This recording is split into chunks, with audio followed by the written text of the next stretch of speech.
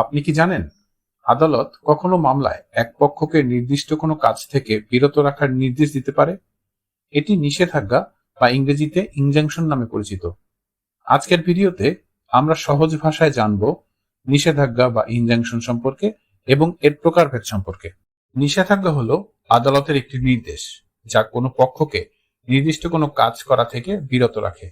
সহজভাবে বললে এটি হলো এক ধরনের সুরক্ষা, যেখানে আদালত নিশ্চিত করে যে মামলার বিষয়বস্তু অপরিবর্তিত থাকবে।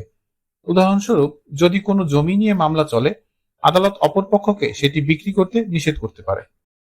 নিষেধাজ্ঞা প্রধানত তিন ধরনের হয়। এক, স্থায়ী নিষেধাজ্ঞা। এটি মামলার চূড়ান্ত রায়ের ভিত্তিতে দেওয়া হয় এবং এটি অনন্তকাল পর্যন্ত কার্যকর থাকতে পারে। দুই, অস্থায়ী নিষেধাজ্ঞা। এটি মামলার শুনানির আগে বা চলাকালীন সময় দেওয়া হয়। মামলার নিষ্পত্তি না হওয়া পর্যন্ত এই নিষেধাজ্ঞা কার্যকর থাকে। তিন, অন্তর্বর্তীকালীন নিষেধাজ্ঞা। এটিও এক প্রকার অস্থায়ী নিষেধাজ্ঞা। বিশেষ জরুরি পরিস্থিতিতে স্বল্প সময়ের জন্য এই নিষেধাজ্ঞা কার্যকর থাকে। অস্থায়ী নিষেধাজ্ঞা পাওয়ার জন্য আবেদনকারীকে আদালতে তিনটি বিষয় প্রমাণ করতে হয়। প্রথমত, মামলাটির প্রাথমিক গ্রহণযোগ্যতা আছে কিনা সেই বিষয়। দ্বিতীয়ত, নিষেধাজ্ঞা প্রদান না করলে অপূরণীয় ক্ষতি হতে পারে যা অর্থ দিয়ে পূরণ করা সম্ভব নয়। তৃতীয়ত, নিষেধাজ্ঞা প্রদানে দুই পক্ষের সুবিধা অসুবিধার ভারসাম্য বজায় থাকবে। এই তিনটি বিষয় প্রমাণ করলে আবেদনকারীকে আদালত অস্থায়ী নিষেধাজ্ঞার আদেশ দিতে পারে। চিরস্থায়ী নিষেধাজ্ঞা মামলার শুনানির পর চূড়ান্ত রায়ের ভিত্তিতে প্রদান করা হয়।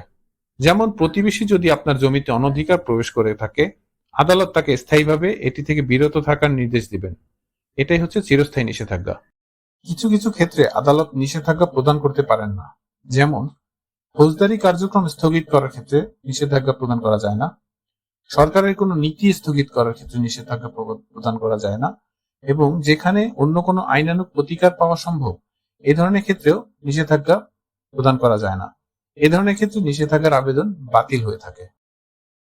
নিষেধাজ্ঞার আদেশ লঙ্ঘন করলে আদালত দোষী ব্যক্তির সম্পত্তি ক্রোক করতে পারেন বা তাকে সর্বোচ্চ 6 মাস কারাদণ্ড দিতে পারেন, তবে এটি পরিস্থিতি এবং আইন অনুযায়ী নির্ধারিত হয়ে থাকে। আশা করি নিষেধাজ্ঞা বা ইনজাংশন সম্পর্কে একটি ধারণা দিতে পেরেছি আপনাদের। নিষেধাজ্ঞা বা ইনজাংশন একটি গুরুত্বপূর্ণ আইনগত উপায় যা ব্যক্তি বা সম্পত্তির অধিকার রক্ষায় সহায়ক। আপনি যদি এর প্রয়োজন বোধ করেন, তবে একজন অভিজ্ঞ আইনজীবীর পরামর্শ নিন। আমাদের সঙ্গে থাকুন। আরও আইন বিষয়ক ভিডিও পেতে আমাদের চ্যানেলটি সাবস্ক্রাইব করতে ভুলবেন না। ধন্যবাদ।